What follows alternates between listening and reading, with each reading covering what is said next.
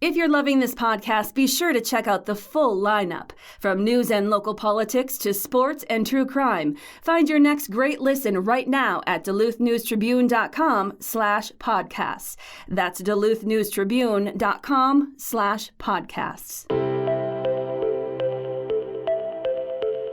Hello, Northlanders. It's Friday, October 6th. I'm Wyatt Buckner, the Duluth News Tribune Minute, presented by Minnesota Power Employees Credit Union. The average MPECU member saves over $785 a year in better rates and lower fees. And with MPECU, every ATM is your ATM. With their free checking program, you get ATM fee reimbursements at any ATM anywhere in the U.S. Check out Minnesota Power Employees Credit Union's services online at mpecu.com or visit their offices in downtown Duluth, Arrowhead Road, or Miller Trunk Highway. We are into the month of Halloween, and if you're looking for some spooky options for fun things to do, Duluth News Tribune arts and entertainment reporter Jay Gabler joins us with a roundup of some of this year's top creepy-themed October events. Happy spooky season. The Northland goes big for Halloween, and I have a 3-page spread in this past Wednesday's lifestyle section of the Duluth News Tribune outlining most, although I can't say I got all, of the events happening throughout the Northland this month. Just a few highlights. There are the haunted spaces. Of course, the haunted ship, also known as the William A. Irvin, has opened for business. You can read my review of that in the Duluth News Tribune. Of course, plenty of other haunted houses and scary places to put yourself this season. But maybe you've got some little monsters, aka children. Well, there's a lot going on for them as well. The Duluth Public Library is planning events throughout the month at its main central library and both branches. Then there are events like Scarium at the Aquarium from October 24th through 26th and Boo at the Zoo, 3 consecutive Saturdays at the Lake Superior Zoo starting October 14th. If you're going to leave the little monsters at home, or maybe you don't have kids and you want to go out and party, there are plenty of opportunities to get in costume and go have a ball this month, including the Friday the 13th ball. That's right, we have a Friday the 13th this month. That's at the Depot, which also serves as the opening to a haunted art exhibit called North Shore. There are other parties happening at the Caddy Shack, at the Duluth Art Institute. They're having their fundraiser at the Depot with a Garden of the Surreal Gala on October 26th. All sorts of great music shows. There's themed trivia nights at Burrito Union. There's a Fuse Fright Night party for young or recently deceased professionals at the Garden Event Center on October 26th. That is just scratching the surface of the Halloween parties and shows for grown-ups this month. And I mentioned the North Shore Scenic Railroad's Terror Train, which leaves the Depot on October 28th. Well, okay, so going to a Halloween party means you kind of have to provide the entertainment and the scares. It's the point of a party. If you'd rather lean back and let someone else provide the scares, don't worry. Lots of Halloween shows happening across the Northland. There are scary movies screening at both the Marcus Duluth Cinema in the Deck and at the Zeitgeist Cinema in the Historic Arts and Theater District. There is, I wanted to mention Misery, the Stephen King adaptation playing at the Duluth Playhouse. That run is actually entirely sold out. You can read more about that next week in the News Tribune, but that obviously has been a hit. I think there are still tickets available to the Vampire Circus at the Deck and Poe, Minnesota Ballet, dancing the stories of Edgar Allan Poe, as well as many more Halloween and spooky themed shows throughout the Northland. And the last category of thing that I will mention is your opportunity to burn some calories while getting in the spirit of the season.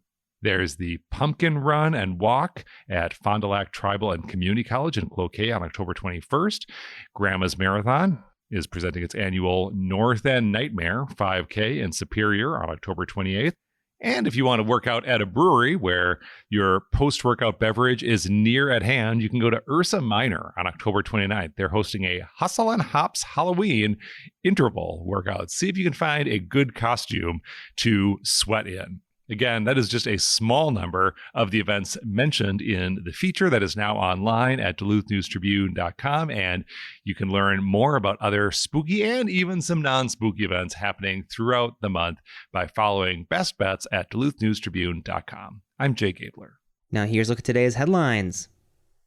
The Duluth Entertainment Convention Center has fallen on hard financial times, and in an effort to trim its annual budget by $1 million, the organization announced this week its plans to eliminate 7 full-time positions from its payroll, with perhaps the most prominent post to be vacated, that of Jeff Stark, the DEC's Director of Operations. In a notice to staff late last week, Dan Hartman, Executive Director of the DEC, said the organization's business model was, quote, no longer working, end quote. Without the reduction in staffing along with other changes, Hartman predicts the DEC's financial position will worsen, forcing it to draw on a $1 million emergency line of credit the Duluth City Council reluctantly agreed to extend to the organization last month. At the time, Hartman said it remains his hope that the DEC won't need to borrow against that line of credit, but he also acknowledged a course correction, including a slimmed-down workforce, would likely be part of the solution. 3 of the 7 positions eliminated were unoccupied at the time of the announcement, according to Hartman, who cited a few recent resignations and said it remains unclear if additional staff cuts will be necessary. One of the DEC's most prominent regular draws, the Minnesota Duluth men's and women's hockey teams, both begin their seasons this weekend, with women's games on Friday and Saturday and a men's game on Saturday opening a slate of 35 scheduled dates. The DEC has retained a consultant to come in, review its operations, and offer recommendations later this month. Hartman pointed to the need to pay workers higher wages since the pandemic as one factor why the DEC is in trouble. He noted that about 450 of the DEC's 500-plus employees are hourly workers, whose pay has risen from $10 to $16 or $18 an hour, out of necessity to fill the posts. He also talked about the state of the aging 10-venue facility and the many parts of its infrastructure that have fallen into disrepair. To catch up on those needs, Hartman is putting together a legislative request for more than $6 million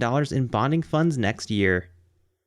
When Leona Gifford started volunteering at the old St. Louis County Jail in downtown Duluth, there was a box of books collecting dust in the corner of a small office. Today, the Haynes Road facility has an entire library filled with shelves containing hundreds of titles from every genre, and a partnership with the Duluth Public Library ensures inmates have access to new material on at least a monthly basis. A lifelong librarian, Gifford realized the importance of literature in enriching lives and allowing people to better themselves, especially those down in life, said her family and jail staff. Gifford died in 2002, but her efforts to build and sustain the jail library program will not soon be forgotten. The facility on Tuesday was formally renamed the Leona A. Gifford Library. Gifford, born in 1909 and raised on the Iron Range, helped establish the Gilbert Public Library during the Great Depression. She went on to join the Red Cross as a librarian in World War II, meeting her husband in the Philippines. The couple settled in Boston, where Gifford was a longtime assistant head librarian at the Brookline Public Library.